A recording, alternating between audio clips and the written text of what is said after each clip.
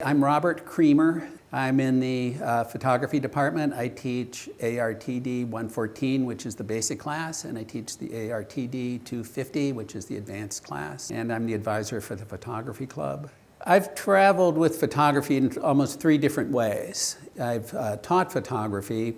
I developed a business where I would go and make portfolio views for architects for either their publications, for magazines, for their wall decor.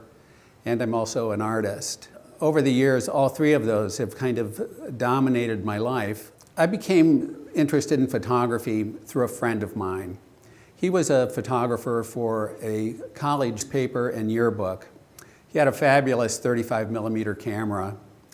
I looked through it at one time, and as soon as I did, I realized that there was a way to compose the world in a way that you hadn't seen before. My career in photography started at MICA, the Maryland Institute College of Art. In the 1970s, there were very few places that you could go to study photography. I bought an enlarger. I bought an enlarging lens and the rudimentary equipment, and I actually set up a small little darkroom in the laundry room of my guest's house where I was staying. And I printed this small little portfolio with all the little pictures jammed up into the corner of an 8x10 print. I submitted them to Portfolio Day at MICA, and I came down with my small box of prints. I have to admit, I felt sick to my stomach. I saw all of these other people coming down, getting off the train from New York with their big portfolio cases under their arm. We all dropped them off in the same room, and I remember that man's name. His name was John Slorp. He looked at all of the portfolios while we had a tour. When I went back to pick up my portfolio, we were in a room and he was talking about all of the photographs that he had seen that day. I wanted to get out of there. I tapped a few people on the shoulder and said, "Pass that little box back to me, will you please?" So someone grabbed my little 8x10 box buried under all these large portfolio cases. It began to work its way back through the crowd. Slorp grabbed the box. My heart sank out of my feet. He held it high and he said, "Whose pictures are these?" And I said, "They're mine." He said, "This is the only person I'm going to recommend get advanced standing." Using a scanner as a camera is a completely different mindset. You're very much starting like a painter. You're staring against this blank canvas. So I essentially have this large flatbed scanner and nothing's there. So I actually have to construct. Whatever I photograph, I have to actually place there. So now I become this photographer that has to design and to lay out and to rearrange. So my subject matter with the scanner as a camera have been pretty much natural history items. And a lot of times they are flowers in decay. This really harkens back to the days when I was a botany major in college. I made the transition to photography through botany by, instead of collecting the plants, I actually started taking pictures of the plants.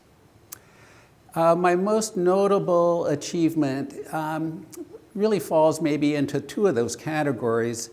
The first one is architectural photography. A number of years ago, there was a nationwide competition for the National Park Service to find 2 photographers that they would send out to the national parks to make their prominent views. So I applied, and over the long interview process, I was selected as one of the 2 photographers. So immediately upon that, I was given 6 national parks that they wanted me to photograph in that particular year. So I traveled all throughout the United States. I held that contract for 8 years, photographing many different national parks. And one of the most interesting times was that I actually had the Washington Monument in Washington, D.C. reserved for me one night. I also had the Lincoln Memorial reserved. Now, with using the scanner as a camera as an artist, I was actually given a show at the Smithsonian Institution, the Museum of Natural History. They told me that I was the first living artist to ever have a complete show by myself. That I had been scanning natural history items. I had scanned everything from leopard femurs to rhinoceros skulls to dead birds to frogs to skeletons, and also my botanical work. They thought that through the eyes of an artist that the scientists could learn to take a look and to look more closely at the subject that they were dealing with. When people look at my photographs, everyone comes with their own interpretation. Right now, working with the scanner's camera, working with botanical items, the flowers are aged. They've gone through transitions. So someone who might be a senior citizen is looking at my work and they're thinking about that there is beauty in the aging process. Someone who might be young and looking at them is very interested just in the fact that Mother Nature is just so awesome and that it goes through these changes that they've never really noticed. When you have a bouquet of flowers on your dining room table and they're tulips, if you were to watch them after you thought that they had died, if you had kept them on that table and you just looked at them every day, the transformation that they make over a period of 2 weeks is really remarkable. So I'm hoping that that's what they get from the picture, that there's this process, there's an appreciation for nature, but it's also to show them something that they haven't seen before. Now, working with the scanner as a camera, you can also make huge digital files. They're all at least 500 to 700 megabytes.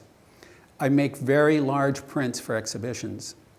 The prints are 44 by 96 inches, so they're really quite large. When they're that big, it also allows the viewer to investigate and to look and to scrutinize with such clarity and detail that they really are seeing some things for the very first time. One of the things that's kind of fun to watch is when someone looks at the pictures and I'm just observing them looking at my work. It's very interesting to see how often they smile. It's something about that awesome nature that just strikes a chord in people's heart and that makes them want to smile about the work. When you teach, you're always looking for the student who feels passion. When a student comes to me and they ask if they should be a photographer, it's a question that I have to ask them back. It can't be just that you like to click the shutter or that you just like to own the camera and the equipment. It can't be just that. If you're not eating this, drinking this, sleeping, being an artist with the camera as your tool, I can't wholeheartedly recommend that someone pursue that path. If you wanted to be a photographer in the career, I think that you absolutely have to understand that it has to be passionate. You have to do it from a standpoint that you feel confident, that you feel that you can see things in a way that other people can't. And the way that you're going to get there is by keeping your antenna up.